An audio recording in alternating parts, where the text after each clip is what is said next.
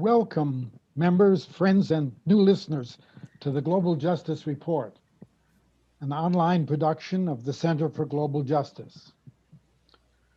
I'm Cliff Durand, your host today. Glad to have you with us. The Center for Global Justice is a multinational and bilingual research center in San Miguel de Allende, Mexico. The center is devoted to research and learning for a better world. Since 2004, we've been offering educational programs in English for expats and visitors, and programs in Spanish for the larger community. We've also organized educational travel to Chiapas and to Cuba. Our vision is to move control of economic life and relations with Mother Earth from the 1% to the 99%. Coronavirus has set in relief the failures of neoliberal capitalism. Our weekly Global Justice Report will explore various grassroots democratic solutions, a variety of issues. This is our 29th webinar since we initiated them June 1. And all past webinars are available on our website.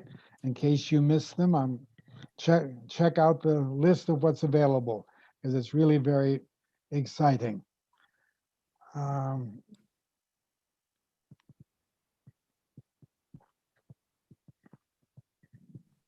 Today's webinar is related to the election.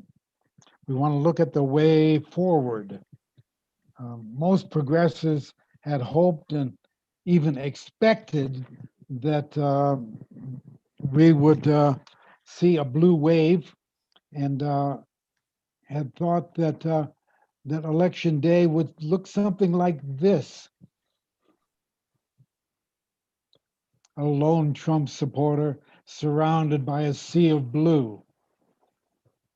Well, it did not turn out that way, unfortunately. Even though the Democratic candidate won, it was by a significant popular vote margin.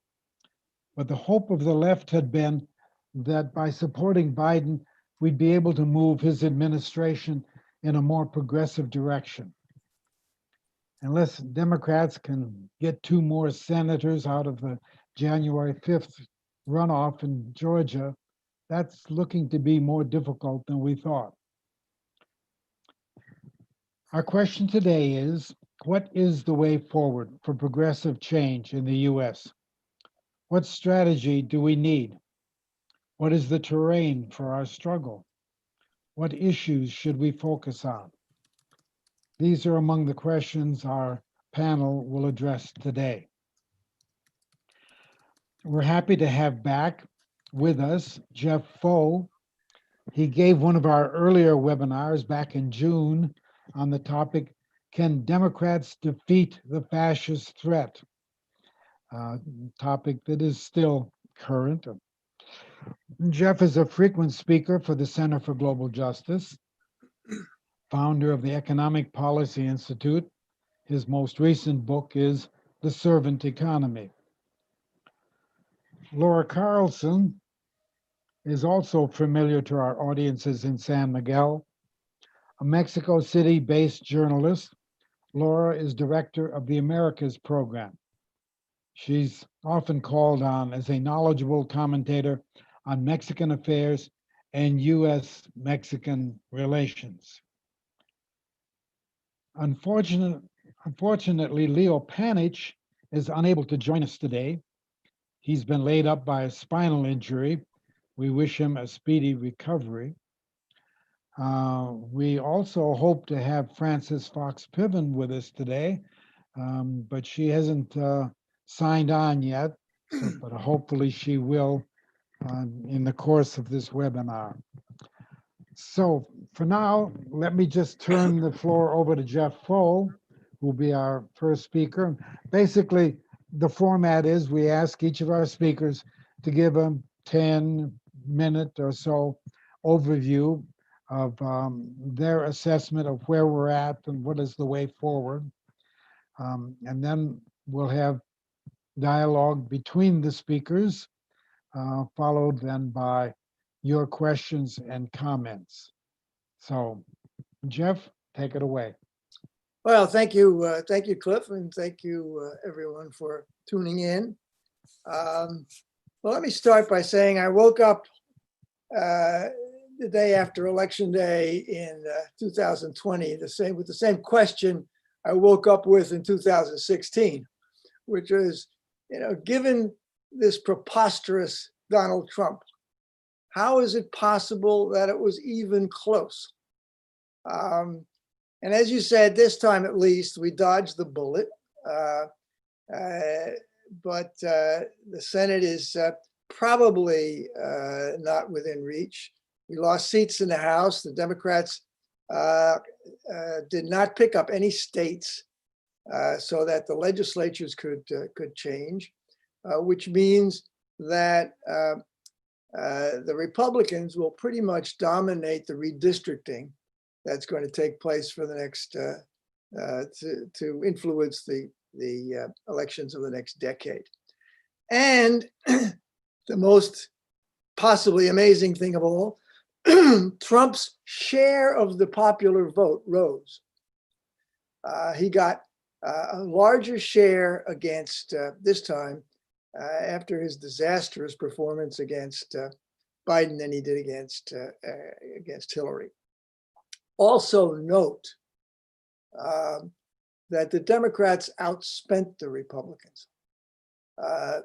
Biden raised more money, and as far as I can see from the numbers down ballot in the Senate races and most of the House races, the Democrats were not, as they have been in the past, sort of outgunned financially.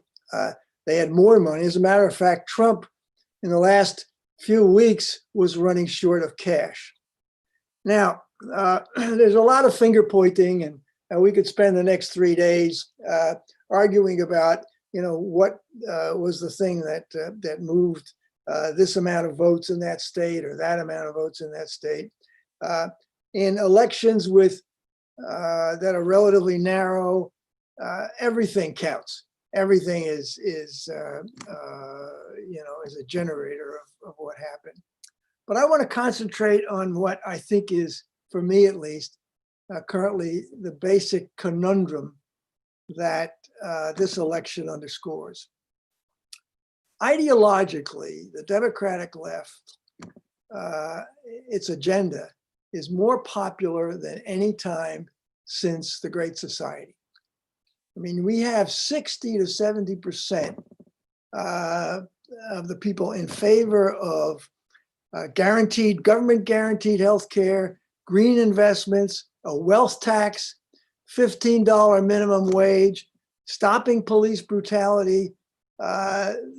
It's extraordinary. And certainly in my lifetime, as I say, the only time I've seen anything like this was back in the 1960s. But politically, the left has failed again. And by, I mean, again, the Democratic Party left could not choose the nominee. Sanders and Warren lost. Biden took many of the ideas from the left for his campaign plank, but you can't even call his victory a particularly smashing one. Yes, I know many of my friends say, well, of course, Biden was not from the left. He really didn't get, well, that's true for us. But for most people who go and vote, there was the left of Biden and the right Trump. So for most people, Biden was the left. And despite the despicable performance of Trump, in many, many ways, it'll take another 3 days to go through each of them, Biden barely won. So what I conclude from this is that the left's agenda is appealing. The problem is it's not credible. And I think that that's that's an important thing to concentrate on. So let me give you a list of things that I think about in coming to that conclusion. Most Americans are working class.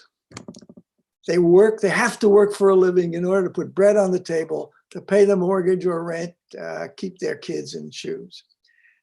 Even before COVID, as most of us know, wages and opportunities were declining and deteriorating for American workers. This was, ironically, something that the left picked up a long time ago. People like ourselves have been talking about it for more than a decade. But it wasn't the left that took advantage of this. It was the right. It was Trump and who exploited this, and in 4 short years turned the Republican Party into a right-wing populist working class base political party. And it was able, of course, in this process to turn the anger about the economic situation into racism, misogyny, xenophobia, etc. We know that story.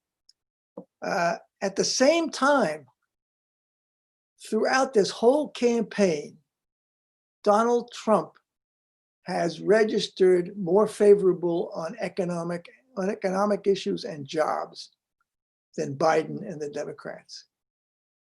Throughout the whole campaign.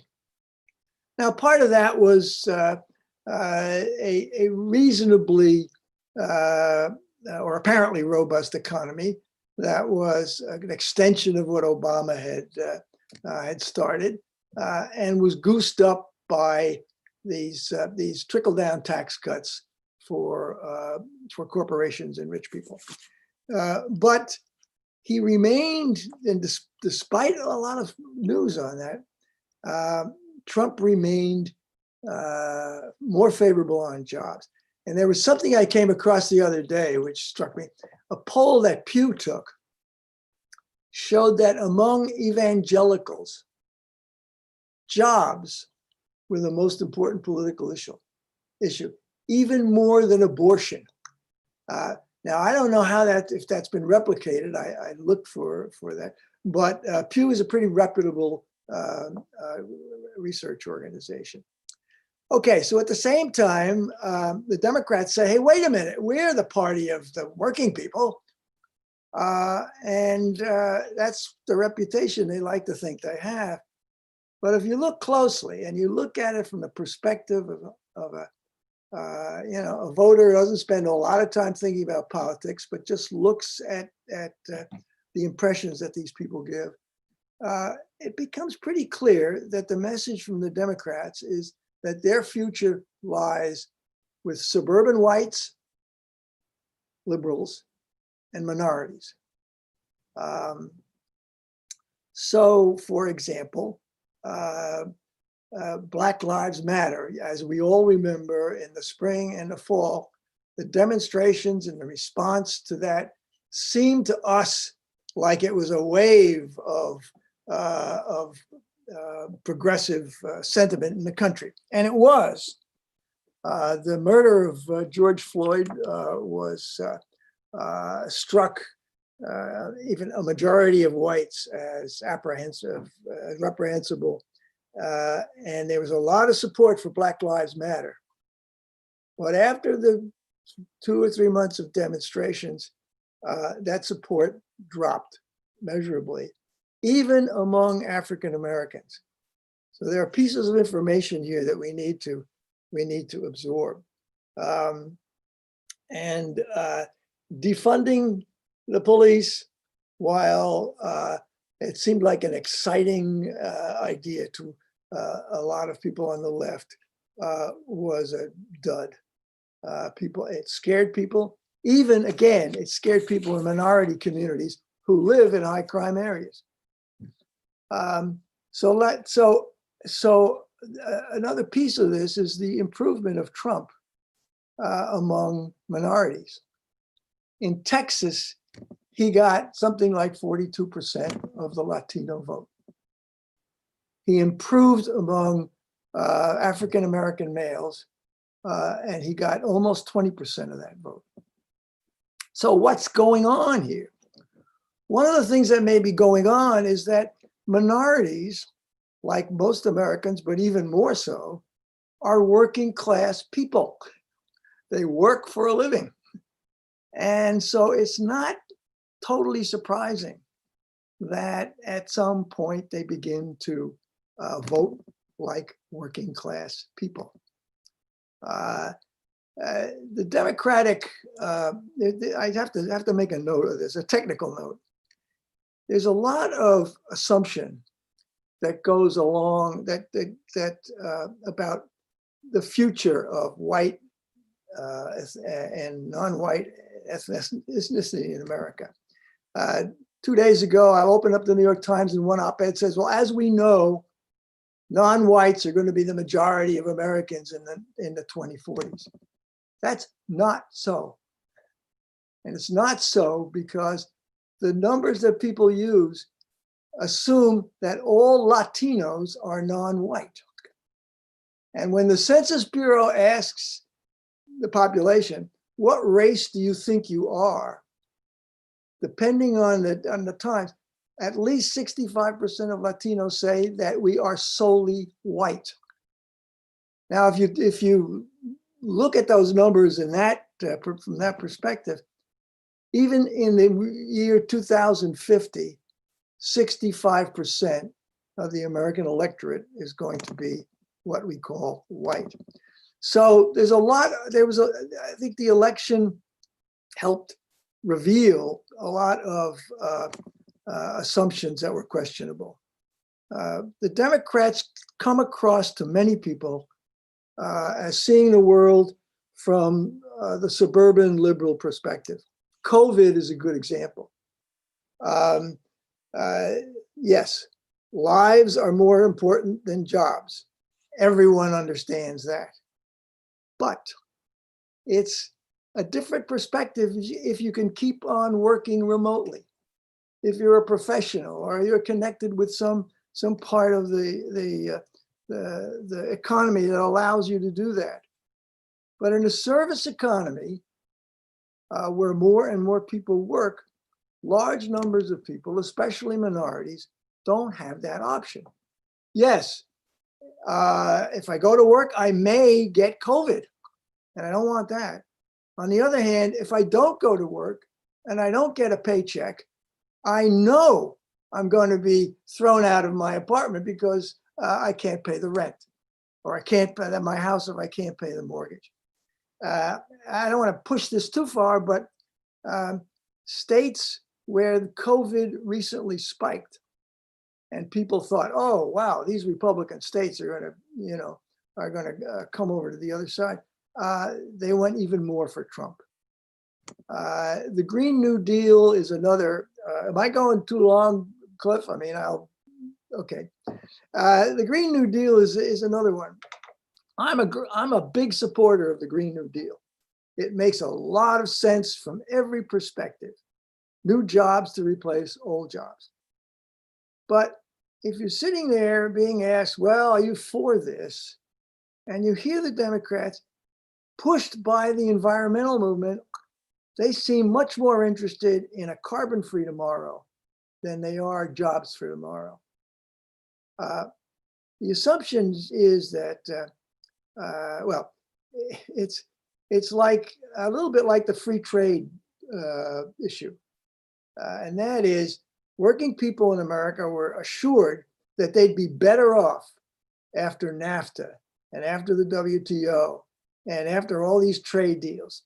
And when the issue of jobs came up, they were told, not to worry, not to worry, you'll be retrained or whatever. Well, retrained or whatever for a whole lot of people never happened. And they ended up with a lot of industrial areas in this country with a bitterness against Democrats for what they did. You know, there's an assumption that hard times push people to the left because it shows that the capitalist system doesn't work, etc. But on the other hand, in a society with a very thin safety net, and a precarious job market where people no longer have job security, and all they have is their job to hold on to, it's a different story. The question is, when the Green New Deal closes down my factory on Friday, where do I go for a job on Monday? And you look at the language and all the discussion of the Green New Deal, and that's it smells like the trade debate. And that's, oh, don't worry about it, you'll be fine. We'll have jobs for you in this new economy, but like what? So it's not surprising that that, to me at least, that the agenda of the left, which is in principle popular with the country, does not translate into political support. Finally, on this, I would say that one of the reasons the left agenda is not does not seem credible to many people is that it depends on government, and the distrust of government has become widespread. In the 1980s, the 1960s, the last time we had a real progressive movement in this country that had power, 80% of the population trusted the government to do the right thing most of the time. That number at the end of the Obama years was 17%, and I'm sure it's a lot lower today after 4 years of Trump. And it's not just right propaganda. As we know, the Carters, the Clintons, the Obamas reinforced that notion of, as Clinton said, the era of big government is over. So what's the result of that? 40% of people on Medicare, when asked, do they benefit from any government program, say no. It's 52% or 53% among student loans. And these are students, right? These are college kids. You think they'd get that. Among food stamp recipients, it's about 25%. So, there's this iconic discussion. It was actually real, between a Democratic senator and someone, one of his constituents, I think it was in a supermarket, where the constituent, the elderly person, says, he says, take the government's hands off my Medicare. Don't let the government put its hands on my Medicare.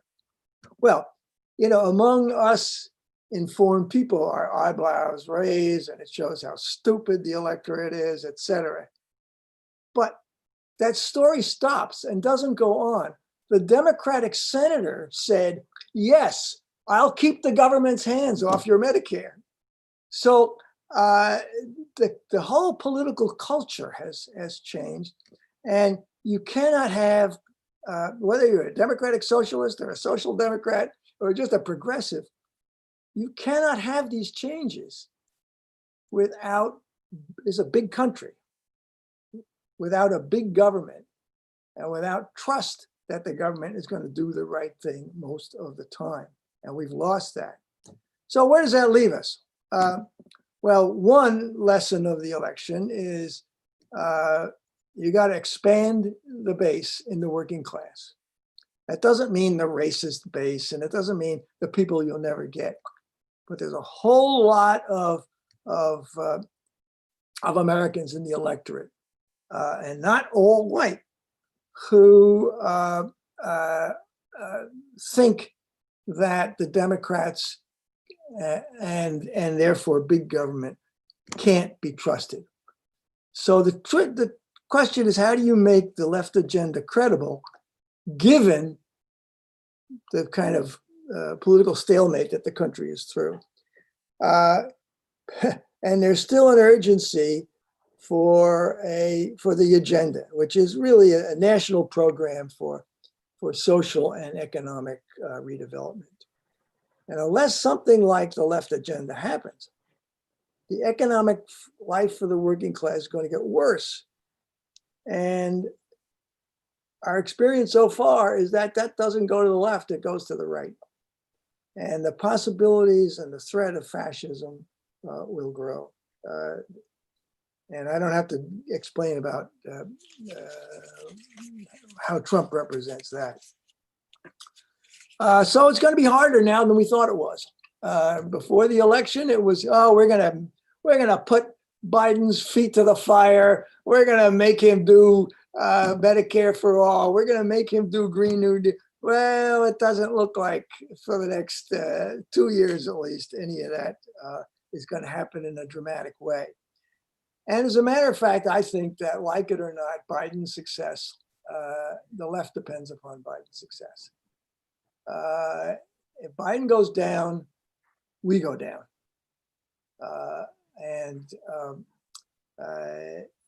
It's a, and what that means to me is that we need to consider ourselves in a popular front, to take a phrase from long ago.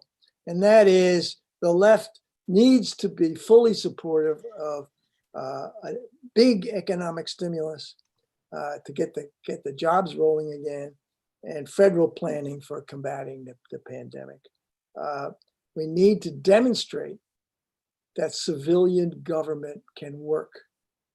Because without the public sector, there's no socialism of any kind, except perhaps National Socialism. All right, that's the first thing, that we need a popular front for the next 2 years with Biden on those two major things. Second thing is, I think the left, because this is a long-term proposition, the Green New Deal is going to take a decade or more. And the same is true with most of the other things in the left agenda. And in order to make it succeed, we're going to have a government that's, not only dramatic, but a government that's capable. So I think that young progressives need to think about a career in government, a career in the public sector. And we need to take advantage of Biden to seed the public sector, the federal government especially, with young, smart progressives who essentially are going to be responsible for doing a lot of the work of implementing the agenda. Third thing, I think, because we need, and this will mean a fight within the party.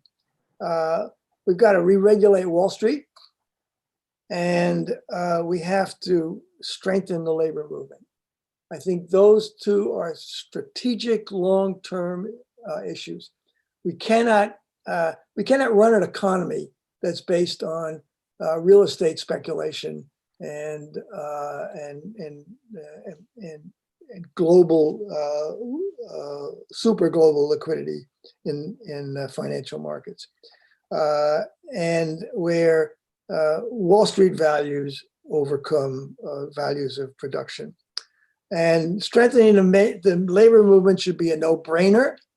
The Democratic Party shot itself in the foot, in the leg, and almost in the heart by abandoning the labor movement to the attacks of Wall Street and the business community. So I think that's going to be a fight, and that's a strategic fight that's worth taking on, as opposed to a lot of smaller things that I think are less important. Finally, and this is a biggie, I think we've got to get on the road towards rethinking and forcing a rethinking of the American role in the world.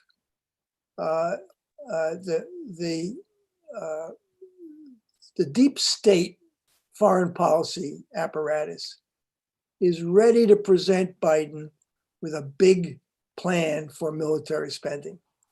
And they think that they have earned the reward from Biden because they oppose Trump in so many ways. Now, whether they really opposed Trump or not is another question, but that was certainly the impression they got. And they were helpful in that way. But the fact is, we cannot restore the domestic economy. You cannot have equality, and you can't do what's right for the country and restore US military hegemony in the world at the same time. It just doesn't work. I'm a veteran of what happened in the 60s. And, at one point, Lyndon Johnson said,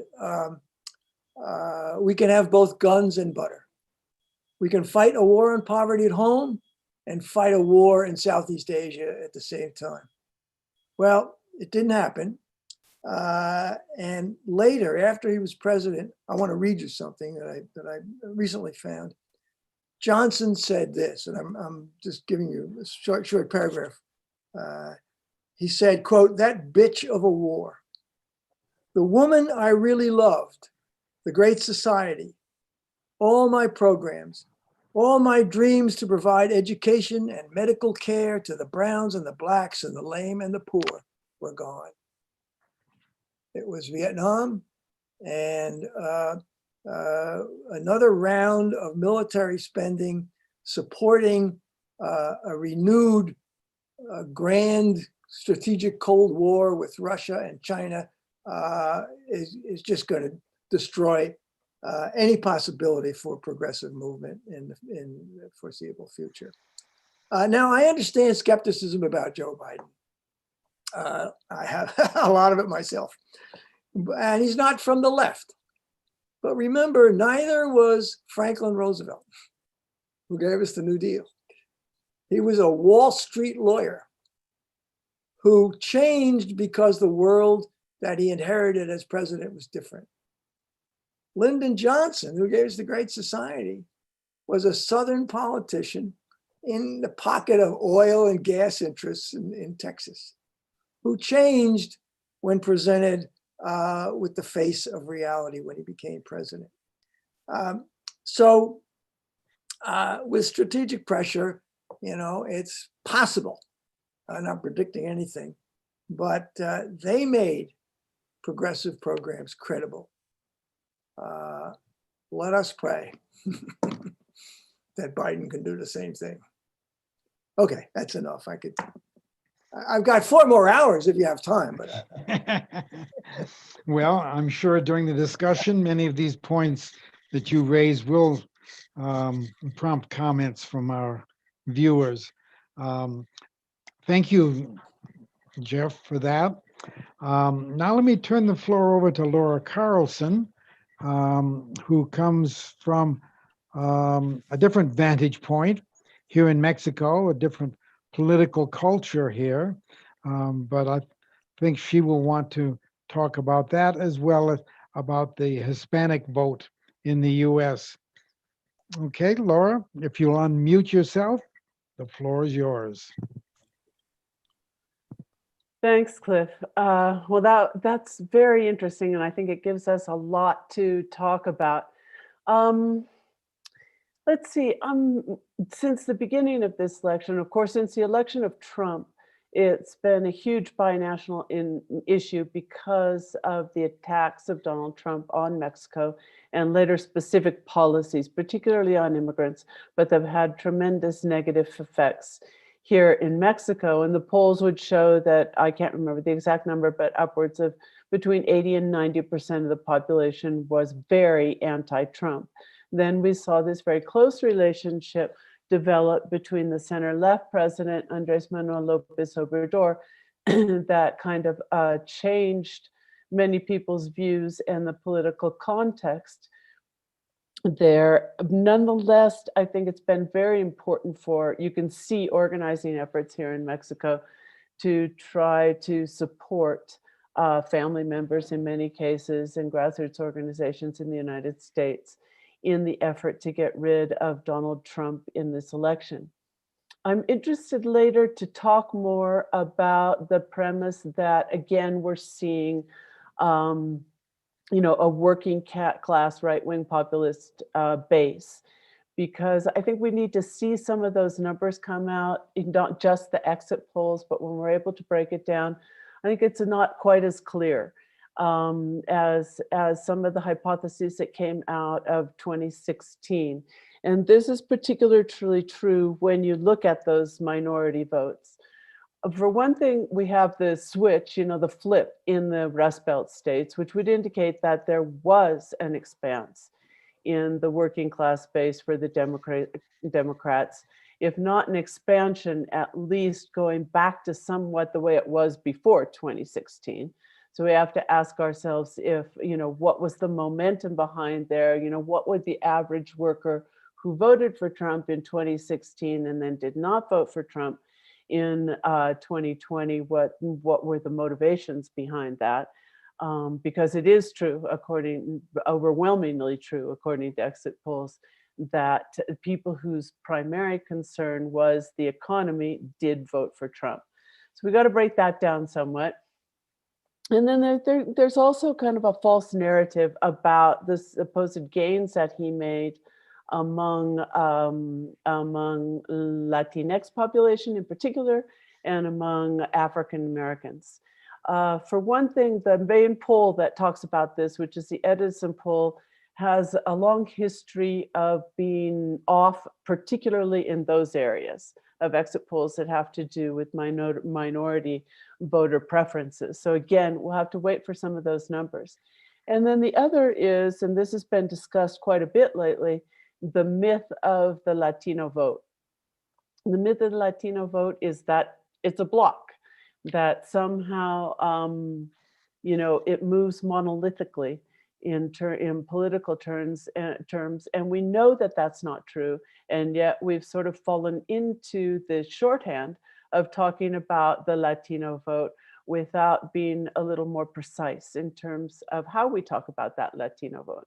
So when you begin to break it down, what you see is that the Trump's victory in Florida was heavily supported, you could say, by the Latino vote, but it turns out that it was, as predictable, heavily supported by Cubans and Venezuelans and Argentine refugees, mostly from the upper class, capital flight, living in Miami-Dade, and the majority of, for example, up and coming and fairly large Puerto Rican community voted for Biden. And we're beginning to see a lot of breakdowns in those terms. Of course, what happened in Florida also had a lot to do with the failure of the Biden administration to carry out a campaign. In many ways, of the Biden campaign, the Biden candidacy to carry it out. In many ways, they pretty much abandoned Florida, which turned out actually to work electorally anyway, because they just couldn't get it together to reach out to people. And so we know that that has a big impact as well. Then excuse me, along the border, we also know that there's a different type of a population among the second and third generation of Mexicans who live there, who, as they say, they didn't cross the border crossed them in many cases, and that they tend to be more conservative. We know that people that were concerned about law and order issues did fall into a lot of that fear rhetoric of Antifa, of socialists, of showing the violence, but only on one side, of minimizing or completely refusing to recognize the violence of neo-fascist groups. It worked in a lot of places and in a lot of different cases. In terms of the Latino vote, of course, the big victory in this election was the sheer quantity of people who voted, because the problem has been that it's always been overwhelmingly Democrat, and it was again overwhelmingly Democrat. I mean, when we talk about an advance, we're talking about a few percentage points in any case, and we're still looking at an overwhelmingly Democratic vote. But it's been a problem that people just don't go out and vote. So they had a pretty low voter turnout. And this time it's estimated that, let's see, some of the figures that are here, is that about 8 million Latinos voted, more than they had in the past election. They're conforming 13% of the electorate, with a total of over 20 million people voting, way above the percentage of people who have voted in past elections. So you have a population that's becoming more democratically involved, and a lot of that has to do with grassroots organizing. I think that that aspect of grassroots organizing, what took place in these elections, is really key to understanding everything, basically to understanding what we can expect in the future, how to deal with the Biden presidency after if we, however we get through this period of uncertainty, as Donald Trump holds on and has another some 2 months in office. And the grassroots organizations had a huge impact. We were in close contact with Lucha in Arizona, with others in different parts of the country, in New York and Washington, national immigrant organizations. United We Dream of the Dreamers, who mostly can't vote, made a huge effort. And then, of course, you also saw Black Lives Matter putting all their political capital of being the largest grassroots mobilization in modern history in the United States.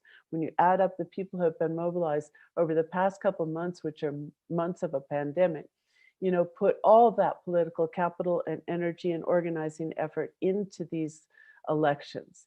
And that wasn't just to elect Joe Biden as president.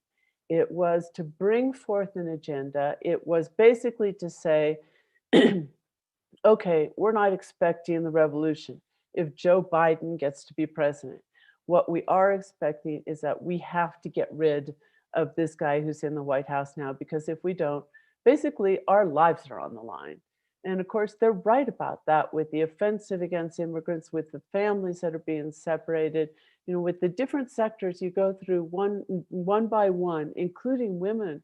There are literally lives on the line, as well as an international agenda of the global right that's behind Donald Trump. It's not just that we don't like him. It's not that just that he's erratic and arrogant and misogynist and racist and everything else that is.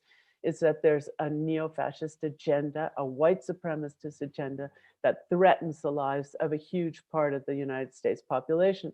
So that was basically, the motivating factor for these organizations to go into the elections in a big way. And what it means is that they went into the elections without losing their perspective as grassroots movements, which opens up the possibility, the necessity, and most of them, when you see the declarations that have come out since the elections, are very aware of this, of continuing to be movements on all levels, and certainly not just on the electoral level. This means pushing the government. This means pushing at not just the national level, but the state and local levels as well. It means pushing in terms of grassroots organized, community organizing, and street mobilizations. All the things that we've seen that were then channeled into the presidential elections, and now will be channeled back out again in a different way, in a different confirmation, but without the mega threat of a Donald Trump in the White House. So really the narrative that Latinos voted more for Trump is in many ways a false narrative. More were involved. There were more who voted for them numerically, but we're also seeing a real evolution in terms of involvement and in terms of political participation in that population that we can continue to watch, and we can continue to break down a little bit more as we look at the distinctive populations that make up the Latino vote. The same is true with women in a way. We know that women voted more for Trump than they did in the past. They voted about half and half in the 2016 election, and a majority of women voted for Trump in this election. And this was when, right before the election, everyone was saying women are going to be the downfall of Donald Trump. And he was rushing out to the suburbs to say, please like me, Well, he did much better than many expected there. But again, you have to look at how that breaks down. white women voted for Donald Trump at 55 to 43% from the preliminary exit poll figures. And white men, they voted, wait a minute.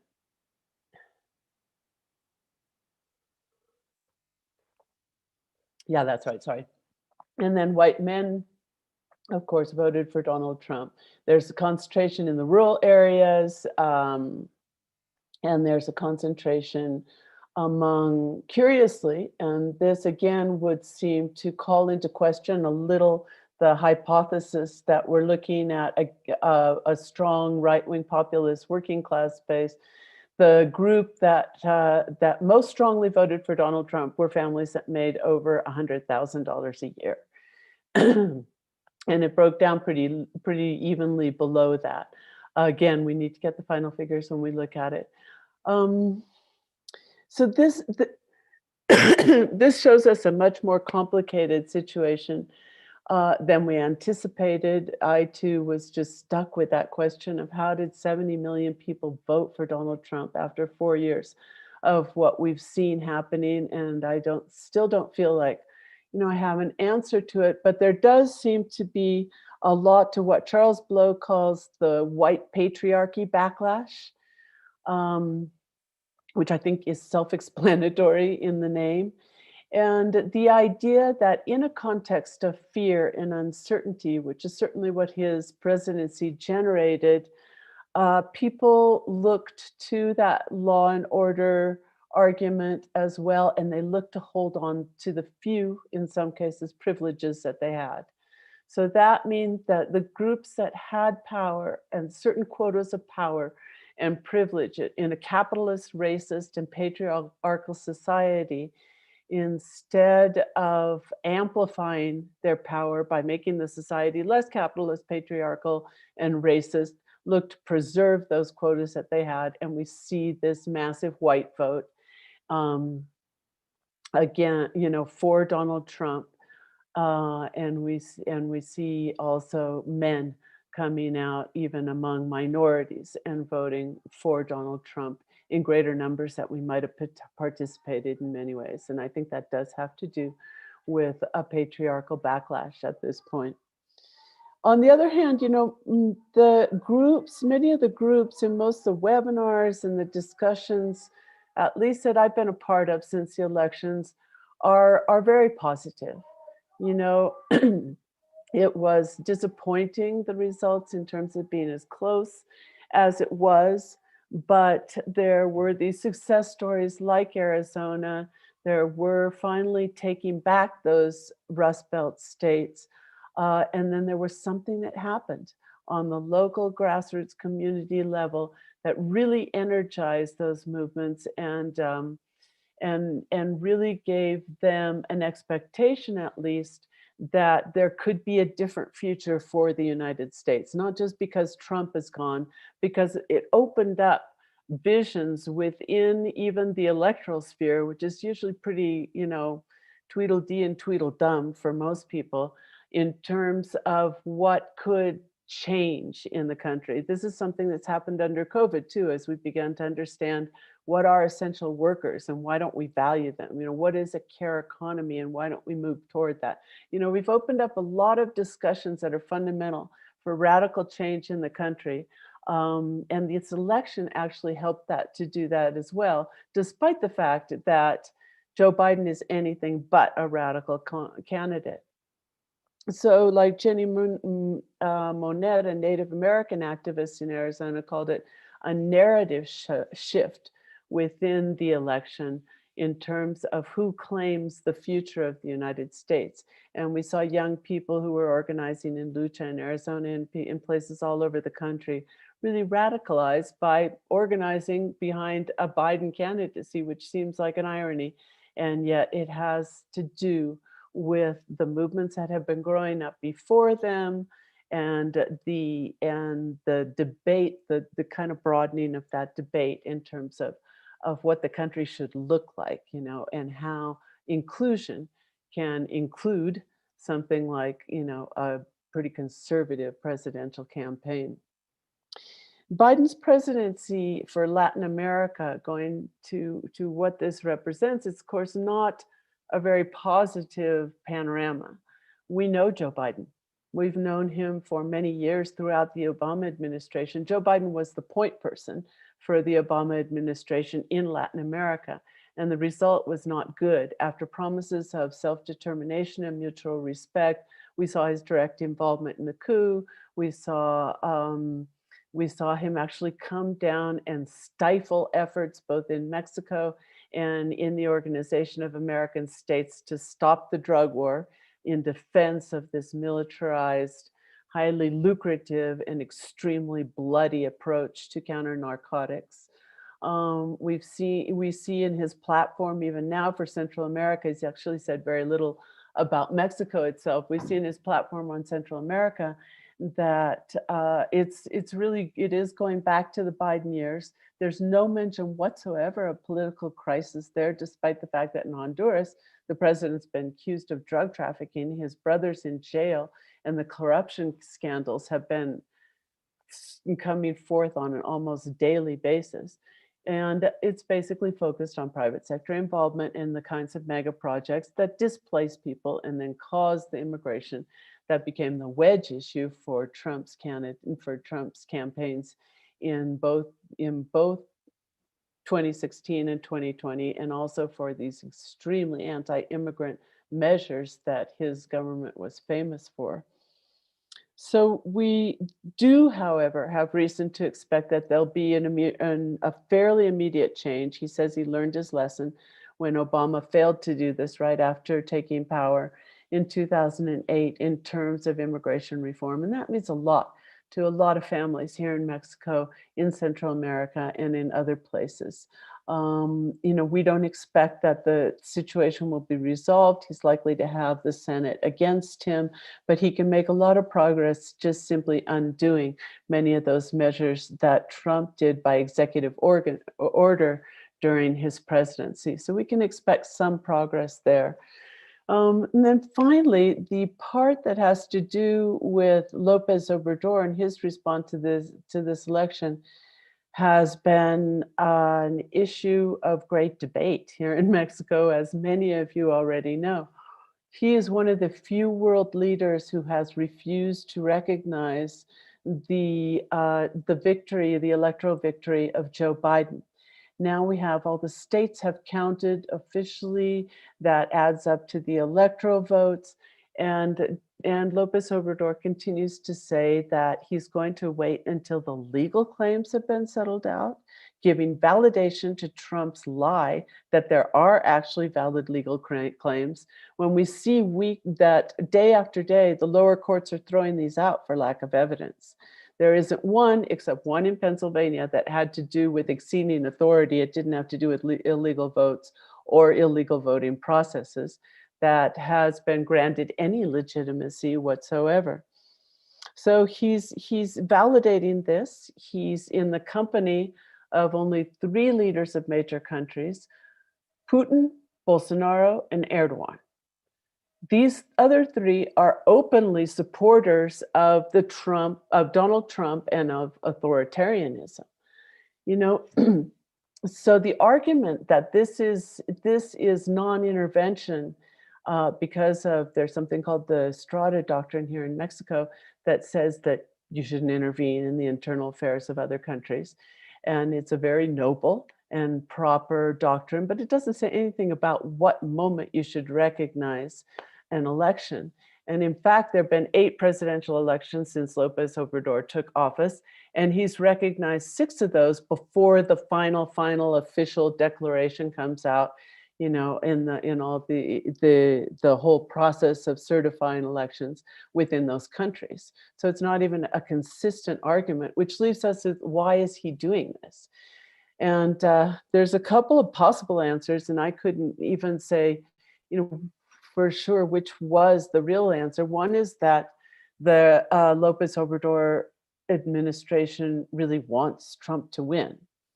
And there's actually some evidence with all the open praise you see of López Obrador for Trump. He's suspicious of Biden because of all that the close relationship between the Obama administration and his predecessors at a time when he's trying to make a very marked break between the corrupt rule of Felipe Calderón and Enrique Peña Nieto. And there's also been some rumors about political interest being involved in that relationship as well. We don't really know. The second is that they are afraid of what Trump could do in the next 2 months to Mexico. And so they're figuring they're going to hedge their bets. The Biden administration isn't really going to punish them for doing this, although they are likely to have, from some statements that have come out, a chillier relationship with the Biden administration as a result of being one of the only international holdouts on recognizing and congratulating Joe Biden for his electoral victory. So it's a complicated situation. I think what they're doing is very wrong, that in principle it's wrong, that it's not, in terms of international relations, it's not justified, and that will end up being a very uncomfortable position within the international community, but that's what it is now. And where that leaves us finally as progressive movements is that there are many progressive movements in the United States that feel betrayed by Mexico at this point, especially among Latinos, that can't understand why there would be this effort to give Donald Trump this space to question an election that he clearly lost at the risk of creating this uncertainty in which neo-fascist groups continue to mobilize, they continue to get hyped up, they continue to carry out demonstrations armed in the streets of US cities, in a very, very delicate situation. On the other hand, what it means is not just the decision of Lopez Obrador, but in general where we're at in terms of links between the progressive movements is that we're seeing a lot of conversations, especially between Latinx movements, but also with Black Lives Matter and others in terms of how we can start to bring together domestic and international issues. When you look at most of those issues, except for migration, which has always straddled the border between international and domestic issues, but has been considered a domestic issue in the United States. But when you look at those other issues, there has been very little extension to foreign policy. And so now there's opening up a space to say, look, if we have a care economy, we can't have this kind of a Pentagon budget. If we turn our attention to taking care of people who have been excluded, marginalized, and persecuted, that means that it's not just a resource issue, but we have to change our values, and we have to stop doing the same thing to people abroad. There's a whole series of issues there in which we could start to see some coming together of basic interest between the progressive left movements from both sides, but it's in a very nascent form, and it still will depend first on getting through this period of uncertainty and possible violence still that looms in the United States with what some call the slow coup of Donald Trump refusing to leave office. And then secondly, seeing how a Biden administration sorts out. But to conclude, I would really emphasize that however it sorts out, there's a re-energized grassroots movement in the United States. Many parts of movements in Mexico, although we don't have direct counterparts, are aware that changes are taking place there, not only because of the change in the White House, assuming it takes place as it's supposed to. And that's opening up new territory for new agendas to be put forth, not just on the national agenda and the presidential agenda, but also in those other spaces that have to do with state and local government and in grassroots organizing as well. So I think this is a very positive thing that's come out. I've seen kinds of political discussions I wouldn't have imagined seeing in the United States. It's one of the reasons I left there 30 years ago, because if you were on the left, there was just no room to even have a discussion. And now we're seeing new generations come into that, and we're seeing the issue of racial justice taking a prominent place within that, rethinking of the history, rethinking of the culture, that I think is a very positive sign, both for the United States and for the relationship between the United States and Mexico, especially on the grassroots level. Well, thank you very much, Laura. Opened up some very interesting and provocative areas for discussion. And I'll want to give Jeff an opportunity to maybe respond to some of your points. But I have a very burning question to pose to both of you. You made extensive use of exit polls, and maybe I'm missing something, but how do you include in exit polling people who are absentee voters? That was a significant part of the electorate this year, and it was heavily Democratic. Is there any way that they are included, or is it only those people who are actually at the polls who get included in exit polling? No, they did include them this time. The Edson poll used phone calls after the election to ask people how they voted, because they realized that, for one thing, it'd be skewed the same way the election results were skewed, because far more Democrats voted by mail than Republicans did. And for another, there was so many people who voted by mail that you wouldn't have good results. So they integrated that into the methodology.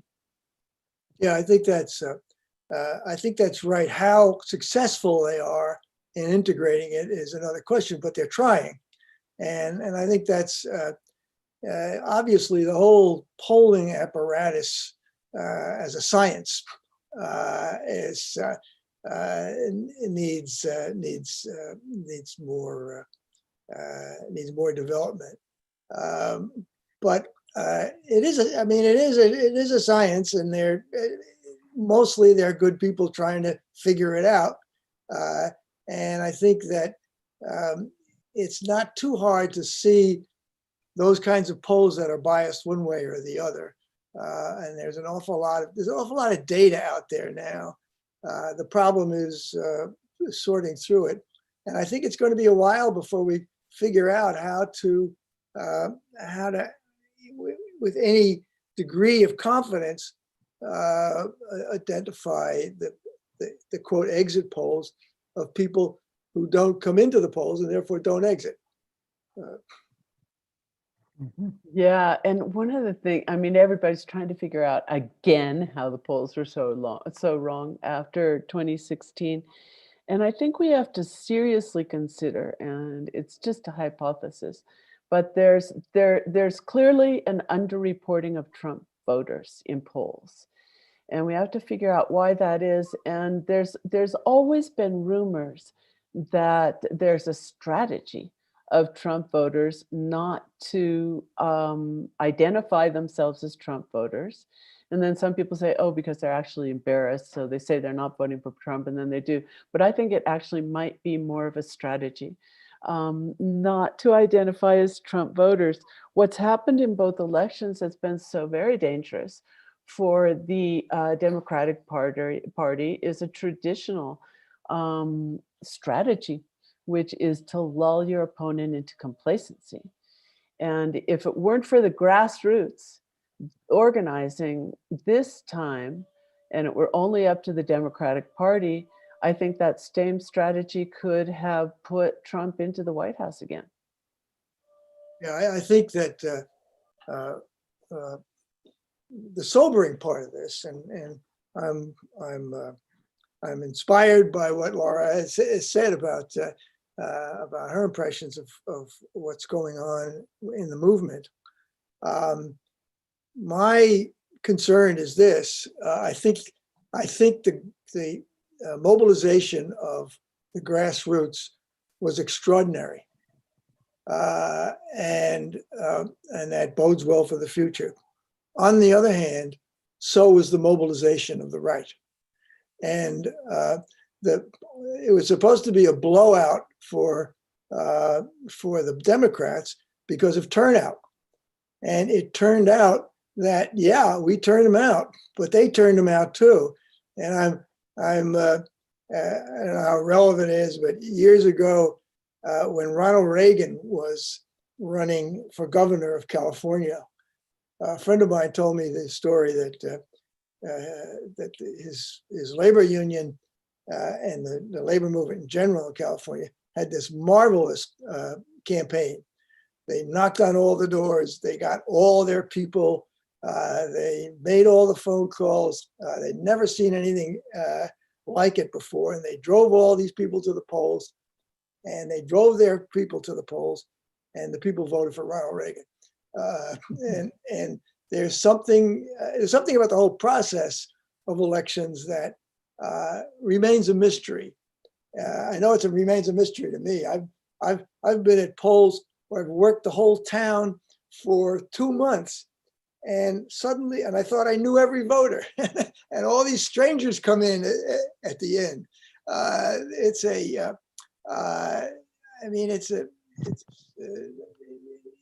It's just right that the democratic process should have a mystery to it, I think. But we don't really we misunderstood the other side. And I think that's if I could say, I think that's one of the flaws, character flaws of the left, that it gets, and I'm just as guilty as anybody else, get full of the excitement of the demonstrations, of the mode of our people. And it's an interesting thing that Laura said about holding back. That I don't know if it's true or not that people on the right are deliberately holding back, but I know that we don't. and if they are holding back, it suggests a degree of conscious or unconscious organization that is that's impressive. So for me, I'm still, the part of me is enthusiastic about what has happened over the last year, and part of me is sober about it, because in the end, the proof of the pudding was, the election, and it certainly did not work as well as we thought. And the other side had I've never met somebody on the right who considered themselves a community organizer. I've met thousands of people on the left, but there's something that they did to organize that community that we should not ignore. Yeah, absolutely. Well, there are. Let me say one other thing, if I can, and that is the last part of Laura's presentation about cross-border connections. I just think that if you, in the interest of making foreign policy and domestic policy part of the same politics, and in the interest of getting the United States to pull back from its global hegemony and its adventurism and the possibility of, God, yet another Cold War with some of the same characters. One of the things that's necessary is so what's the alternative? What is the alternative place for the United States in the world if it's not going to be the champion of capitalism and et cetera? And I've felt for a long time that the alternative is a development of our own neighborhood. And that so far has been the purview of the State Department, the sort of Biden experience that Laura was talking about, and not been a project for the American left and in concert with progressives in Central America and Mexico. And I just think that there's a vision that we haven't yet developed that could appeal to a lot of Americans of, hey, what are we doing in all these 180 different places that we've got the military when we've got a huge problem that we've screwed up for the last 150 years here in our own backyard. So I don't know. I don't have a bumper sticker solution for that one, but I really do think it's important. Well, we want to open the floor to questions and comments from our viewers. And there are some who are viewing this on YouTube. And if that's where you are, you get your questions to us by emailing them to me, global.justice.cliff@gmail.com. So send an email with your question or comment, and I will pass it on then to our speakers. If you are in the Zoom room, and there are a number of you who are right here and able to ask your questions directly, I will put my screen on gallery view so that I can see everybody. And if you have a question or a comment you'd like to raise, just wave your hand at me, and I make sure your camera is on so I can see you waving, and I'll call on you for your to pose your question. Who has the first? Okay, I see Joyce Carlsen, who is identified on her screen as Jorge, but I know you're really Joyce. This is crazy. Am I muted? No. No, we hear you. Way out of, it seems like the whole conversation is based on maybe what you said, Cliff, on Sunday about homo economicus, that everybody's voting rationally and according to their own self-interest. And I've been trying on my own to study moral psychology, and we vote and act and are motivated by our moral foundations and not rationally. We're not rational actors. And if you look at moral foundation theory, which has come out of social psychology and the study of morals, and look at the morals values, that conservative minds have versus more progressive minds,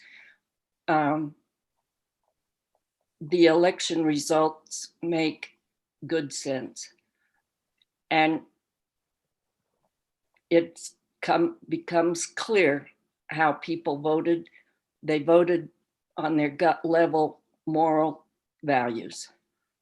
And if you go to yourmorals.org, you can find out what your moral foundations are, and you'll find you're all liberal, falling off the left side like me.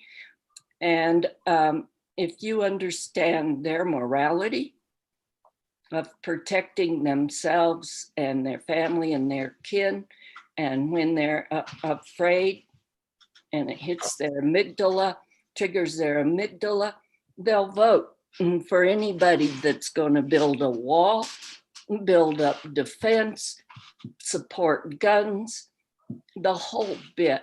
It's fear, and they're voting from fear.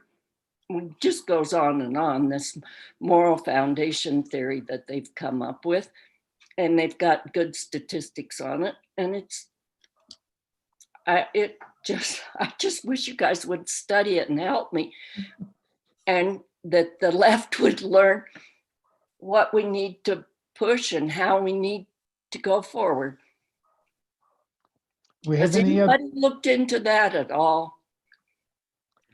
Well, I'm certainly no expert on moral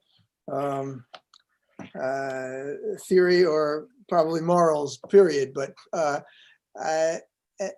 there's no question that people vote for a variety of reasons, some of which are perceived economic self-interest, some of which is driven by fear.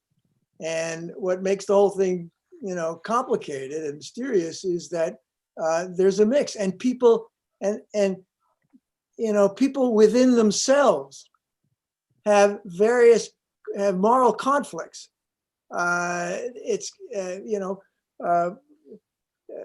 William Faulkner once said that the only thing worth writing about is the conflict of the human heart with itself. And I think that that's true for all human beings. It's not, some of them, there's going to be no change in what they're going to do, how they're going to vote on the left or right. But there are people for whom it's a serious question, and they have conflicts within themselves.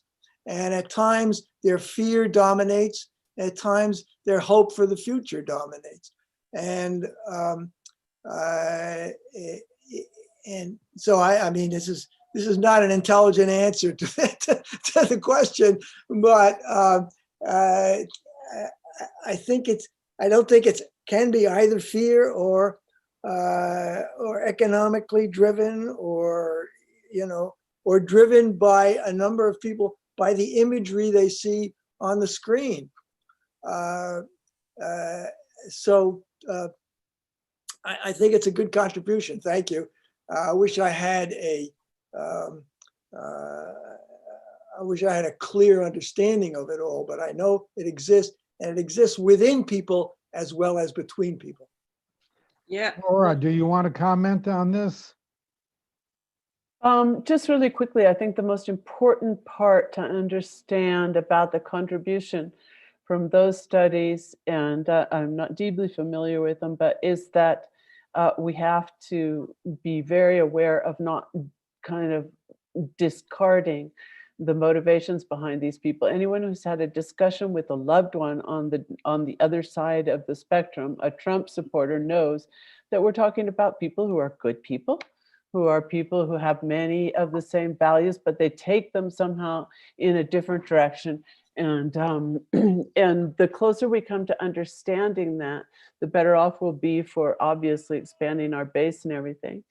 And then I wanted to go ahead and take Tim's question on Republicans expanding their vote within Latinx voters through evangelical churches, and if that explains the expansion in the Rio Grande Valley, for example. It's an interesting question. Of course, the evangelicals is the one group with the highest level of support for Donald Trump among any way of kind of categorizing US society. And there are a number of churches, they're strong in Texas in general. It looks like from what's been done so far, there was a Washington Post article and some others, that it looks like what's coming out though as really the main explanation for those votes is that people were concerned about the underinvestment in their region, the lack of infrastructure under democratic governments. The failure of democratic governments for many of those border counties has been important. And then the other one is that there's a lot of oil workers there. So when they see Donald Trump saying full speed ahead for fossil fuels, they feel better about that. And then also what we've known for a long time is that older immigrants or families, actually they're not immigrants anymore, that have been Mexican families in the Southwest for generations. There's sometimes a great mistrust of newer immigrants and of immigration in general, because they have a sense that it's going to rock the boat in terms of what they've been able to attain in terms of security in their lives and for their families. So there's even some anti-immigrant, sentiment sometimes among the Latino communities that have been there for generations before. We have a couple other hands here. I see Julie Durand raising her hand. The screen name says Cliff Durand, but it's really my wife, Julie Durand. Unmute yourself. What is your comment? And then Gregory, I think, wants to be recognized. How do you know it's a comment? Laura, congratulations, wonderful comprehensive talk. I came in and I didn't hear Jeff, but I'm one that is totally outside of this academic stuff, and Cliff knows that. I don't think I'm a progressive, I'm a radical. And my work in Mexico continues to be amongst the poorest of the poor and communities. I have a comment for the two candidates that the United States presented us, radicals. We had really a lot of us no other choice but to throw away our vote. We did not vote for either candidate. I cannot stand Biden. I hope that he would not have to be our choice. He is not really the Democratic man that I expected to run. I worked hard for Bernie Sanders, who I believe would have been a much better choice. But my comment is, I threw my vote in the trash basket. I don't believe that either candidate would serve the progressive movement in Latin America, let alone people like me that are more radical. That's just my comment. Thank you. If you all want to answer, I would love to hear your answers. It was certainly a very common response. I mean, obviously we had very high turnout, and so it wasn't that common of a response in the United States, but it's certainly a common response here in Latin America, and it's been a big debate. On the one hand, in the broadest sense of, does it even make sense to participate as movements in elections? And on the other hand, particularly in this one, there's a quote by Raul Sebeki who said that, to think that Biden is better than the fascist Trump is an option that might help make us feel better, and it's sometimes necessary to feel better in a pandemic especially, but it's completely far unrelated to reality. And I'm surprised how easy it is to fool us into thinking that if Trump's a fascist, what about Biden, Obama? There's people who have argued that, but I think that they are not taking into account the reality in the United States. They are not taking into account the reality that it makes a big difference in terms of daily survival, whether you have somebody who is likely, and we know how many people Obama deported, but when you add up Trump's deportations, detentions, because he decided instead of just deporting them, I'll make this a business for my buddies and put them into detention centers first. And so that's why, if you add up deportation, detention, and then just not even letting them cross the border, even to make an asylum claim, you have a much stricter immigration policy. So it makes a difference in people's lives. And it's a privileged position to be far from that, to be outside of it, and to be, say, a white male political analyst, to say they're both the same.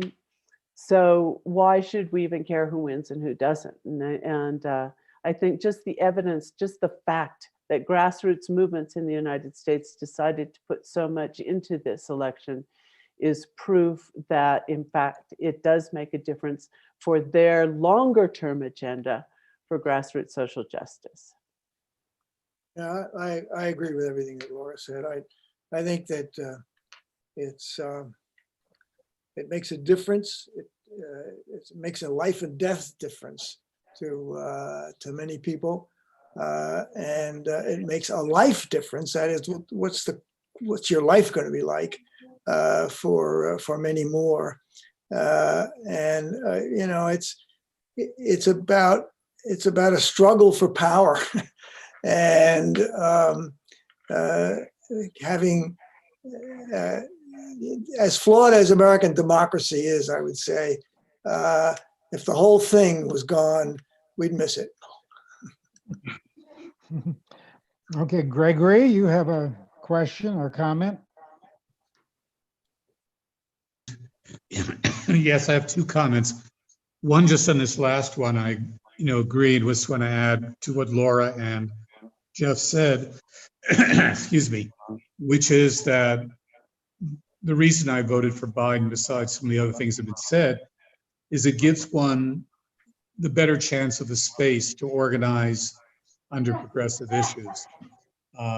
And when you don't have to fight certain other battles, it leaves you free to fight these. And so just the battles for survival, which always exists, is there no matter who is president.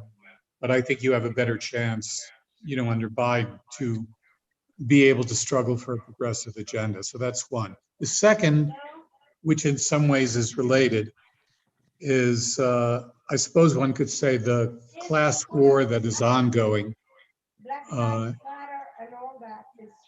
Someone's talking in the background. There's an ongoing, obviously there's a class war going on, we all know. However, there's a class war going on within the Democratic Party, obviously. And when you have the Rahm Emanuels and Nancy Pelosi's, if I can use them as on one side, so to speak, and the people in the squad and the grassroots organizers and so forth on the other, we see that intensification with the blame being made on the losses by both sides. And of course, it's very clear that people who were running again basically on a progressive agenda all the way down ballot tended to win their races to the tune of 75% or so. But this is not going to go away. And this fatally weakens the Democratic Party as well, but it's unavoidable. We have to struggle. Whereas the Republican Party, and who knows where that's going to turn if Trump is not still the president, is more organized and more willing to fight in a bare knuckles way. So I'm not really asking a question, but you can address it. I'm just talking about that class war within the Democratic Party and the weakness that it shows. And Jeff spoke a lot about that in terms of its credibility. And I think this is going to increase.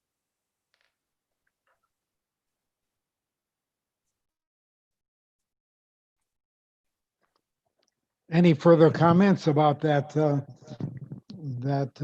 conflict within the Democratic Party? Mm. I'm going to have to get off, so I'll just Okay. say real quickly that, yeah, I think it's a great point. And and Trump's talking about coming back in 2024. And we will see, things came to a head this year, but things could really come to a head in that year if we don't take that into account and start, well, I don't know. I definitely do not have a blueprint for the Democratic Party in terms of what to do about it, but it's clearly a serious problem. And if we try to go centrist again in 2024, I don't think progressives, I don't think the country has a chance, basically. You know I don't what? want to end on that particular note that we don't have a chance. So let me just say goodbye first. And thanks to everybody. It's been a pleasure to be part of the discussion, and I look forward to continuing it. Laura, Yeah. first, I wish you would look at it. These moral psychologists are saying it doesn't have anything to do with a class war. That's rational thinking.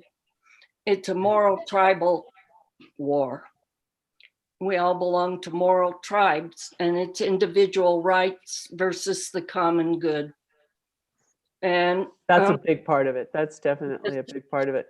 Well, I really do have to, and I think it is, and that's why the whole phrase culture war came up so strongly. I think that that moves into what you're talking about too. And I wouldn't say it's an either or situation between class war or a rational point of view or a moral and more psychological point of view. I think it's something that we have to learn how to analyze as a whole. And I'm afraid I have to leave it there. Well, So Laura, thanks again. we're very appreciative that you were able to spend this time with us and to share your insights. And I wish you best. I would encourage people to go to Laura's website, americas.org, which is the one of the best sources of news and commentary on affairs in Mexico and elsewhere in Latin America as well. That's where she publishes regularly. Thanks. Thank you again, Laura. Bye. Our discussion so far has been focusing on. Cliff, Yeah. I Yes, just sir. make a comment on this last point. Is it Joyce or Jorge? Joyce. Joyce. And that is, as I said before, I think that there's is an important point here about the complexities of the human mind. But I also think, and I'm that there's a political strategy that keeps pushing the class issue away, and it's a political strategy because the more you can talk about other things, the less you can talk about where the things that disturb the dominant investor capitalist class. There's the Wall Street doesn't care about Black Lives Matter. Wall Street doesn't care about brutal cops. They could throw the cops under the bus. What they care about, continuing the system that makes them ever richer and ever more powerful. And there's a danger in dismissing the economics and the class issue in that it gets your eye diverted from, I think, what's a very, very important part of our political problem. I'm Jorge. I'm here, George. Yes, Jorge. Okay. I wanted to raise another perspective. We've been talking about the national political scene, but I'd like to turn attention to something more local. For the left to move forward during this period, I think we need to think seriously about what we can do at the local level and kind of agenda that can avoid the kind of impasse that we find ourselves in national politics. Cliff, I'm also going to have to bail out. I thought we were going to 3:30. Oh, okay. Well, maybe we should save that discussion for another webinar. It's been great. I really enjoyed being here, talking with you guys, and seeing old friends. So, but by all means, keep up. It was Okay. 30. Well, thank you, Jeff, also for joining us today, and I look forward to your next article. You have anything in the works coming out soon? Well, I got a couple of things, yeah, and you'll be one of the first to know. Okay, good. Well, if you email it to us, we pass it on to our email list. Thanks. Take care now. All right, thank you all, and I want to point out that we have other webinars coming up. Next Monday, we will have a webinar on the environmental crisis, radical responses to the environmental crisis, including Fred Magdoff, Victor Wallace, and Mauricio Betancourt, who will be speaking to us.